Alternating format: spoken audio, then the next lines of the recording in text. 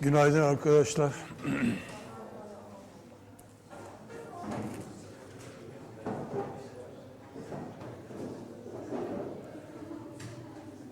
Good morning, everybody. Now, this is our final lecture, Lecture 11, which is a case study describing a project for designing an information system in a hospital situation. And the procedure or the methodology used was Checkland's soft systems methodology. Therefore, by trying to understand how this project was handled and how it came to a conclusion using the SSM, we are hoping that we shall have a better understanding of the working of SSM.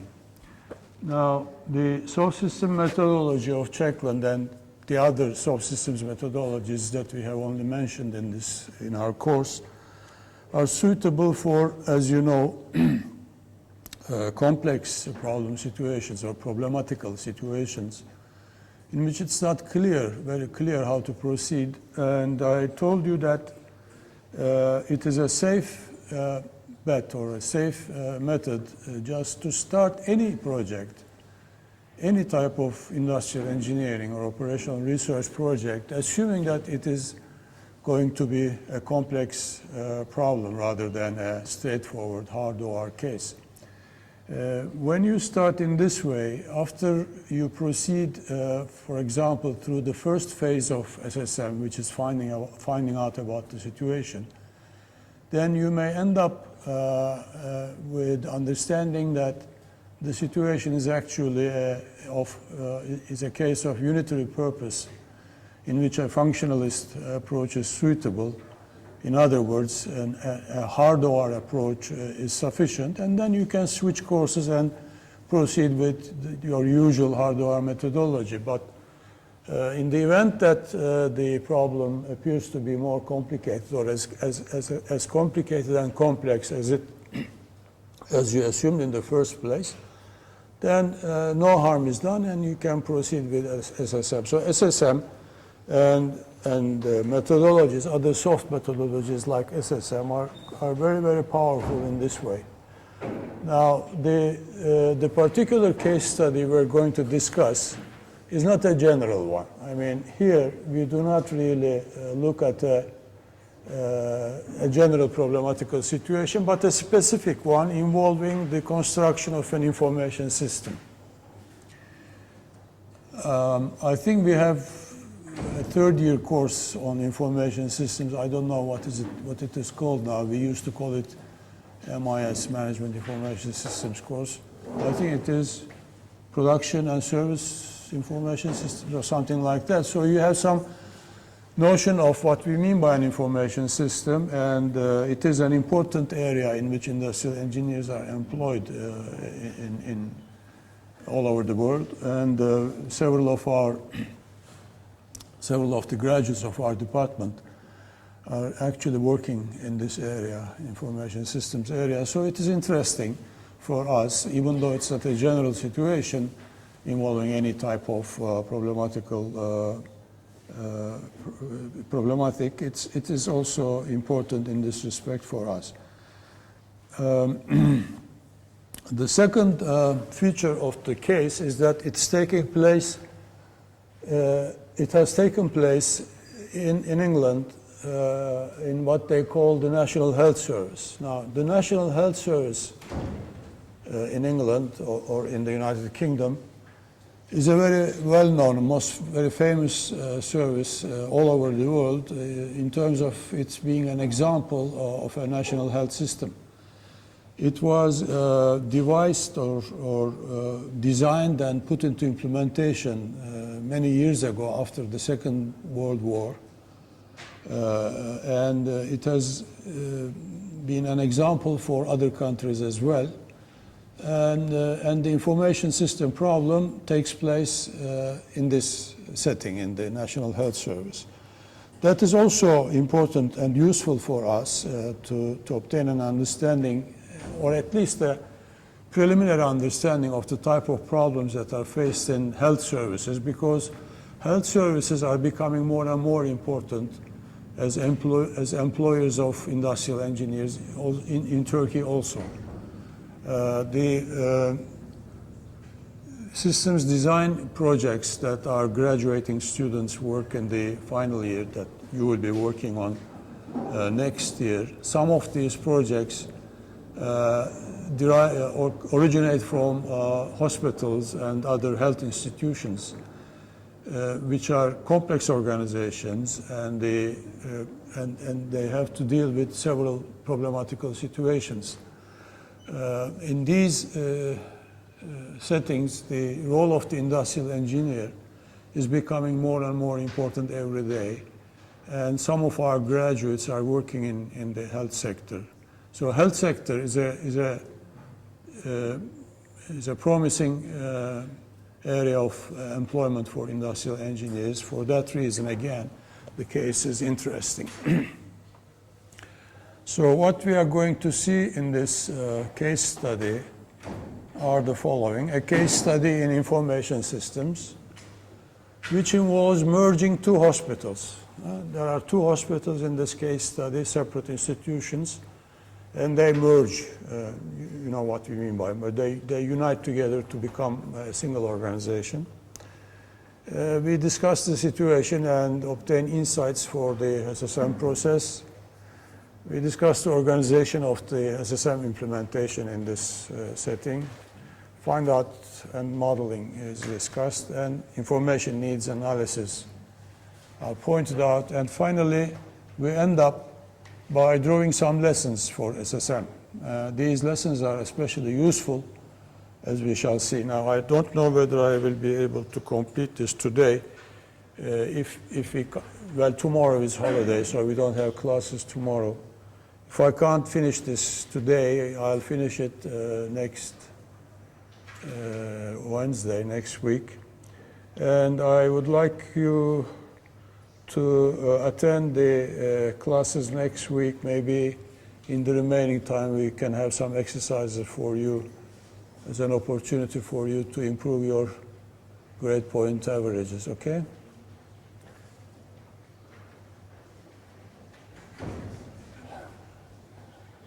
The results of the midterm examination are not very good, huh? I mean, our students usually score an average of 60 in the systems thinking examinations, but this time I think the average was less than 50. So I'm trying to make opportunities for you to improve your grades, okay? And please do not feel discouraged, and make sure that you put in lots of effort to the final. Is the date of the final examination announced? When is that? 7th? Okay. I think I have announced the weights of the examinations and things like that at the beginning of the semester. But depending upon the grades, I can shift the weights a little bit so as to help you more and give you a bigger opportunity to improve your grades in the final examination. Don't worry about these things. The only point is that just try to make a sincere effort to understand the concepts in this course. This course is all about concepts and methods. It's not too difficult. Okay? Right, so let's start with the explanation of the case. Merging a large acute hospital and a small hospital in the National Health Service. This is the title of the case. Now, we have some preliminary information about the National Health Service. It provides healthcare nationally. And there's a motto, from cradle to grave. Beşikten mezara kadar. This was on the agenda of the Labour Party in Britain at the end of the Second World War. During the Second World War, the British government was led by Winston Churchill, who was a politician of the Conservatives. And just at the time the war ended with the victory of the Allies, he was very famous world over. And there was an election, and the British people removed him from office and installed the Labour Party in place of the Conservatives. And the promise of the Labour Party, the election promise, was to install this National Health Service. What it means that every individual was entitled to free health service from cradle to grave. And these individuals would have to pay nothing in return of the health service. It's a social service that the state was obliged or was to provide to the citizens. So it was a very, very ambitious project, as you can imagine, a completely free health service. This is something you cannot find anywhere in the world, including the United Kingdom. I mean, since then, of course, the National Health Service at this moment is still surviving, but I think in many cases you have to make some payments, even partial payments. But the backbone of the service is still alive and very, very strong. It's a very large organization with a wide spectrum and heavily involved in expertise and a variety of services. So the activities involve a very wide spectrum. It's not just a few activities that they perform. There are a variety of services, preventive medicine, treatment, follow-up, screening, and all these activities, all sorts of activities, health activities take place in this organization. I have underlined the word expertise because you see, this sort of service can only be provided by experts. The sociological term that we use for experts is what is it? What do we call them? We don't call them experts, but we call them what? Professionals. Professionals. You remember who a professional was? A professional is a person who conducts his business, his job, without any instructions from anybody else. Okay? That's what we mean by a professional. So the National Health Service actually, or any health organization actually, is a professional organization. Often it's a professional bureaucracy, what we term a professional bureaucracy. Probably you have an idea of what a bureaucracy is. A bureaucracy is a type of organization in which control is centralized. The organization chart looks like what we call a functional organizational chart. There is a top management at the top, and then there are levels of authority going down like in the shape of a pyramid. For example, the people or groups at one level, for example, report to the level above them, but they do not communicate among themselves at the horizontal level. The information and instructions and reporting flow vertically all the time. This is the type of organization that we call a bureaucracy. But bureaucracies come in two types. Some bureaucracies, sometimes these are called ordinary bureaucracies. These are sometimes called machine bureaucracies because they work like a machine. The ordinary bureaucracies we are familiar with, more or less. But there is another type of bureaucracy which functions like a bureaucracy, where the chain of command and information can flow vertically. But there's also a difference in the sense that the members of this bureaucracy do not wait for instructions to arrive from above when they have to decide to do something, okay? They take the decisions themselves. Such bureaucracies are called professional bureaucracies. A very good example of a professional bureaucracy is a hospital. In a hospital, we have a vertical chain of command. For example, there are the hospital, there is in Turkish, we call this person the başhekim. The başhekim is the top manager of the organization, etc. But also, the people who are working in the hospital are professionals, which are doctors and nurses. And there are other professions like accountants, maybe industrial engineers are employed in our hospitals nowadays. So these people are professionals, and therefore they have to take their own decisions according to the requirements of their profession, of the job that they are doing. So a hospital is a professional bureaucracy.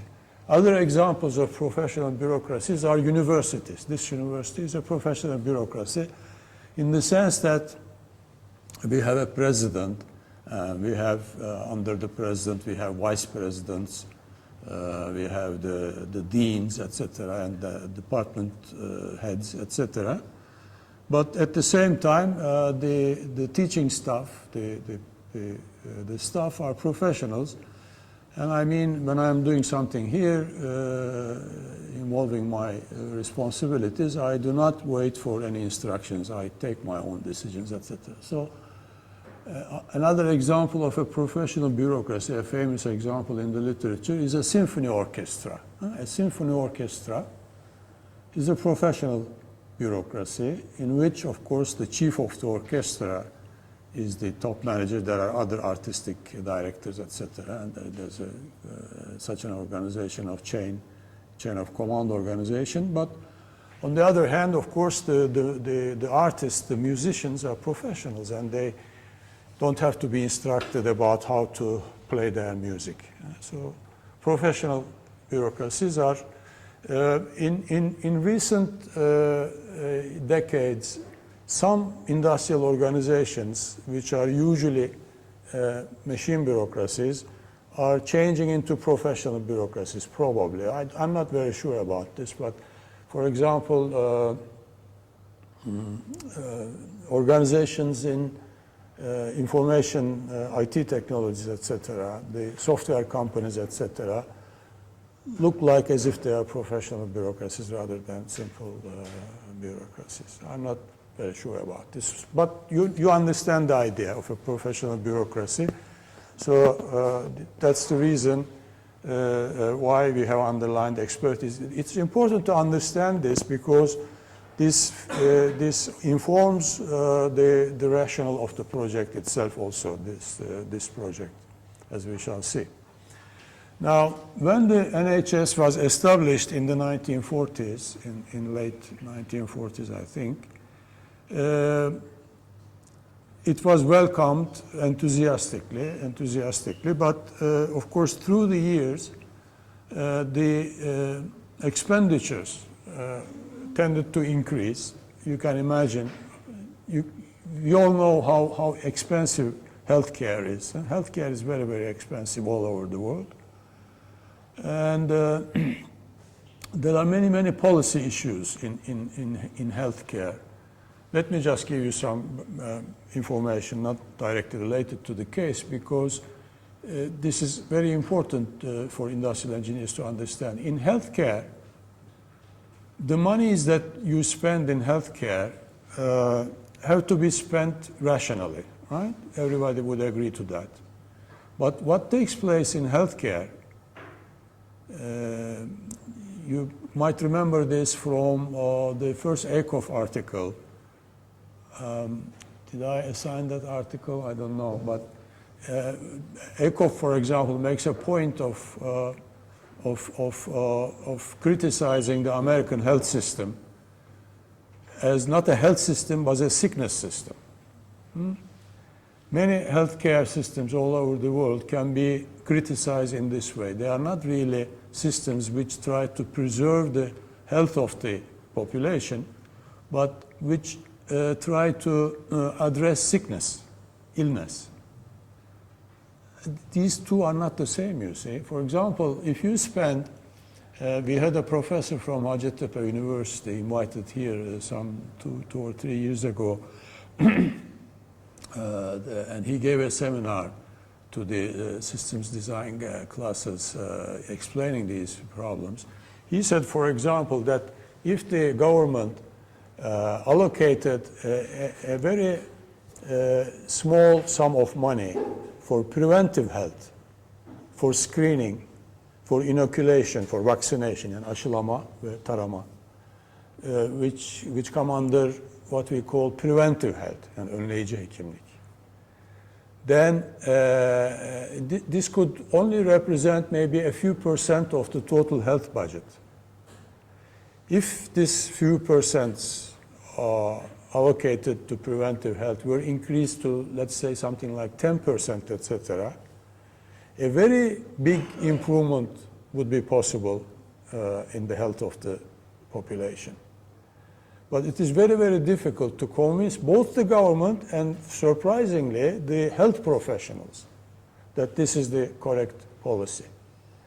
Usually, the health professionals are educated in helping the sick, those people who are ill, who are hospitalized.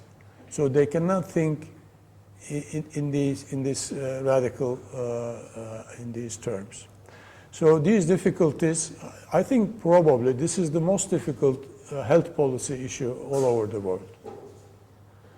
Of course, some countries are very successful in implementing such policies, like Cuba, for example, where they have a very powerful awareness of health policies, and they export doctors and health policies abroad also to all over the world.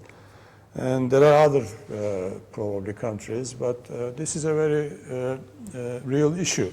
So difficulties in funding have increased over time for these reasons.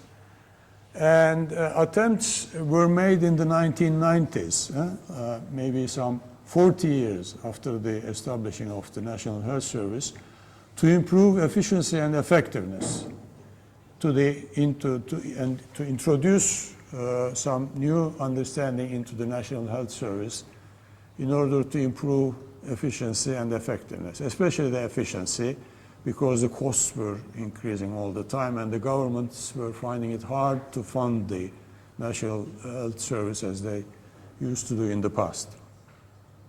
So the idea in the 90s was to introduce the internal market concept into the health service. I don't think this worked very well, but this is what they tried to do, internal market. Now, health service is a good that is produced in a country. In a country, the production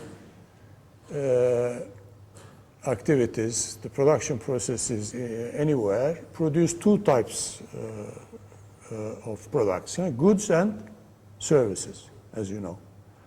As industrial engineers, we are traditionally interested in the production of goods, that is what we call manufacturing, but there are also services, service industries. And in modern economies, most of the production takes place in the service industries. In Turkey, about 65% of the gross domestic product is produced in services, not in manufacturing. In other countries, like in advanced countries, the percentage is even higher, 70% or something like that. So we produce goods and services. All these goods and services can be divided into two types. Some are, let's call them goods. Let's call all the products as goods. The goods come in two types: private goods and public goods. These are very important concepts for you to learn. We have courses in which we go into the details of this and the implications of these for industrial engineering in the graduate class. I teach a course called Industrial Economics, for example, in which we go into the details of these things. Maybe you can take such courses in the future. But goods come in two types: private goods and public goods. Private goods are consumed by a single person. That is, they cannot be shared. For example, think of an apple. Now, if I eat the apple, there's no possibility of, when I consume the apple, there's no possibility that somebody else benefits from this consumption. Such goods are private goods, and we are familiar with these goods. But there are also other goods which are called public goods. Public goods can be shared in consumption. If I consume a public good, it doesn't stop other people from consuming that good. Can you give me an example of a public good?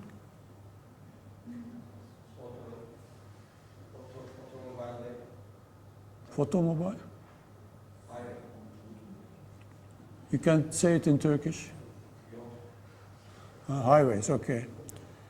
Well, this is a fairly good example, but maybe easier examples. We have illumination, electric light. That's a public good. I mean, the electric illumination light makes it possible for me to see this laptop, but this doesn't stop you from benefiting from the light. You can also see what you have in your notes, etc. So lighting is a public good. The example our friend gave is it's a little bit more complicated. Sometimes they are called semi-public, so it's not very straightforward division between public and private. There are other degrees, but you now understand what we mean by a public good. Now, health service, for example, or education. Do you think education is a private good? Education service. Huh? For example, you can pay for education and receive a service, educational service. Do you think it's a private good or a public good? Education. You see, education, it's again semi-public, but you can regard it as a public good because if I pay, for example, for a private school and receive education, and several other people do this and receive education by paying, and in this sort of situation, education seems to be a private good. But what happens in the end that we have an educated population. Consider a person who has no education, but living in this educated population. Do you think some benefits will come to this person? The answer is yes. For example, if you take this person and place him in a population in which nobody has any education, that person would be worse off. He would be better off, even though he has himself no education, in a population who are educated. So education is a public good. The benefits of education spill over to other people. Huh? Similarly, health services, healthcare is a public good.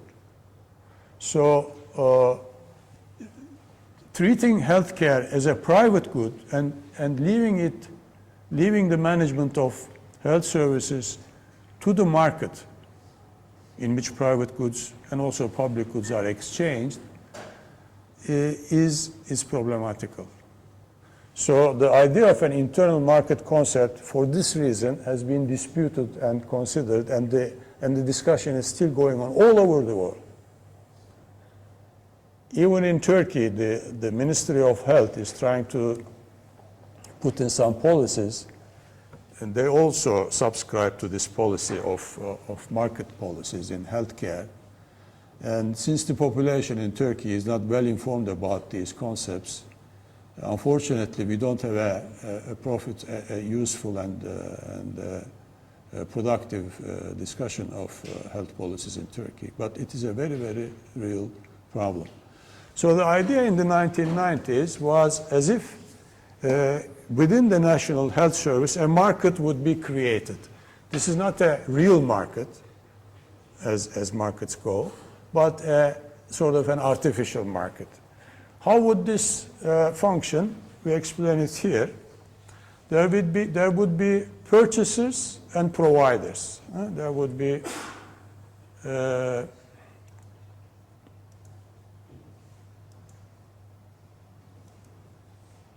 be purchasers of health services and providers of health services. Okay, these are buyers and sellers. as if you have a market.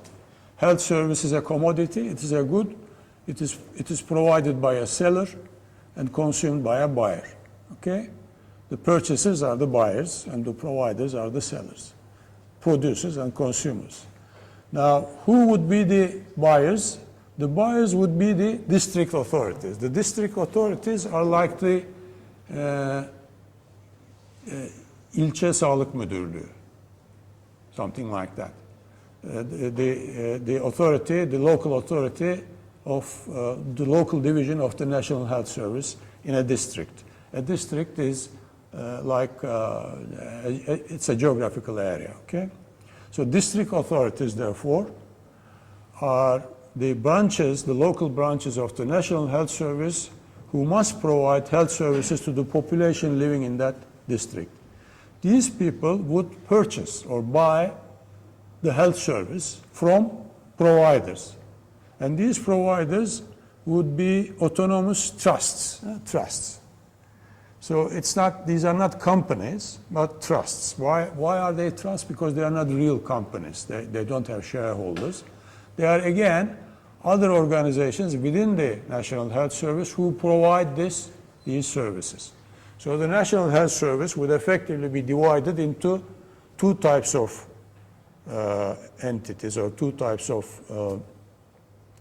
groups. Some would be purchasers of health service, some would be providers of health service. Okay, this is the idea. The buying and the selling of these health services would be according to contracts. Yani sözleşme yapacaklar. But these contracts are not like real commercial contracts that are decided in the marketplace because they are non-binding. Yani mecburi olmayan sözleşmeler for an agreed sum of money. So what would happen is that, for example, if you are the managers of a district authority, of a local National Health Service authority, you would, for example, estimate what sort of health services would be needed during the coming year for the population living in that area. You would estimate the demand for health services, and then you would approach a trust. This trust could be a hospital, for example, belonging to the National Health Service, but you have to go to this hospital, and for some part of the demand that you have to satisfy during the next year, you make a contract with this hospital in return of a sum of money. The idea, of course, here is to make sure that the money allocated to the entire National Health Service by the government should be spent effectively and efficiently. Okay? And such contracts can be signed by the district authority with several other trusts operating in that district. Okay? Do you understand this? This was the idea.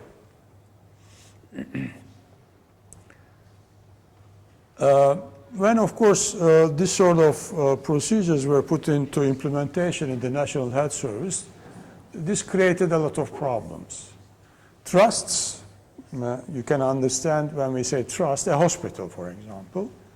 Now they had to think more seriously about their information systems in terms of quality, timeliness, and costs of such systems, because they would be obtaining their monies, all the funds that they can use in the hospital would be coming as a result of a contract that they sign with a district authority.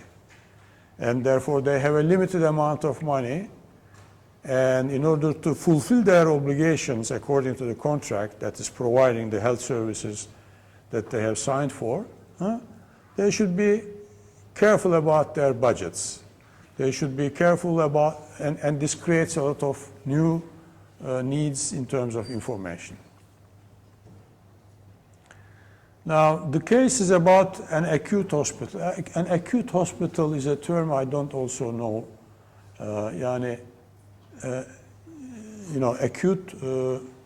Akut hastalıklar. acute or chronic. The illnesses are divided into as acute and chronic. Presumably, there is this hospital called the Royal Victoria Infirmary, which is a large hospital. They treat only acute patients. They don't treat chronic diseases. This is what I understand. But it's a large hospital, and there's another Hexham General Hospital. It's a smaller hospital. These are going to merge as a trust, even though geographically they are separated from each other in this case. This is an actual case. An acute hospital is a large teaching organization. This is an acute hospital. In this sort of hospital, you can have you can obtain a degree. Yani uzmanlık derecesi alabiliyorsunuz. You know that when you graduate from medical school, you are a GP, general practitioner. Then you can become a specialist by attending 4 years of school. This schooling is provided either in universities, university hospitals, or they are provided also in teaching hospitals. In Turkey also this is possible. You can, ihtisas, okay? So it is such a teaching organization that delivers a range of services to patients who are referred to the hospital by general practitioners and also who enter as a result of accidents and emergencies. So two types of patients are treated in acute hospitals. Either a GP sends this patient to the hospital, yani hastaneye havale ediyor doktor sizi. The same system applies in Turkey now. We have, according to the new organization by the health ministry, every family has a family doctor. I don't know. This applies in where I live in Ankara, but I don't know if it is already implemented nationally, but eventually it will be implemented all over Turkey. So everybody will be assigned to somebody who is called his or her family doctor. And if you are in need of any medical attention, you go to your family doctor, he or she examines you, and if it is necessary, she refers you to a hospital. Yani sizi hastaneye havale ediyor. So the GP, the general practitioner, is the family doctor now we have in Turkey. These are the persons, some patients are referred by the GPs, and others, of course, come in as a result of acile geliyorlar, kaza ve işte emergency durumunda. So the merger requires new and effective information technologies and information systems, IT and IS systems. These two hospitals are separated geographically, so the information system, whatever information systems they had in the beginning, were seen to be insufficient, and the new strategy and design was needed. In the first place, they thought that buying some new computers, the computers are what we refer to as IT, information technologies, would be sufficient. But later on, they discovered that it would take more than just buying some computers. These needs were initially thought to simply require new computer purchases without much consideration given to analyzing and scoping the use of these computers. It is like the invention of radar. The radar was invented by the British before the Second World War by the engineers, radar engineers. And the military authorities thought that the use of radar would be straightforward, but later on they discovered that the use of radar required a lot of research, and that's how operational research came about. It's just the same thing. Computers are one thing, the hardware, but information systems is completely different, is another thing. So the relation between hardware and information systems is shown here. At the bottom there you have information technology, IT. These are the computers, the networks, the communication networks linking the computers together, etc. There is at the top the real-world purposeful activity taking place. This activity must be supported by an information system. Okay, the information system supports the activity, and the information technology enables the information system. So they are different entities, as you can see. The information technology also can yield ideas for new information systems or new activities. As you know, when a new piece of hardware equipment comes into the market, this gives you ideas about how to modify your information system and even how to conduct your activities by using this new technology. Okay, so this is a simple diagram showing the relationships of IT and IS. Okay, so now that's the background of the project. The details of the project, I assume you have already read from the reading.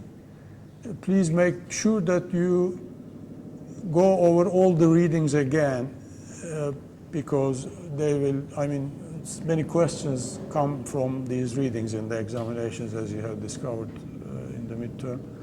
It's the same in the final, so make sure that you go over I don't know how many readings I assigned, just 4 or 5 at the most, I think, so it's not too difficult. Just make sure that you read them carefully. Now, the new information officer of the merged hospitals saw the need for a new IS strategy and assembled a group of facilitators.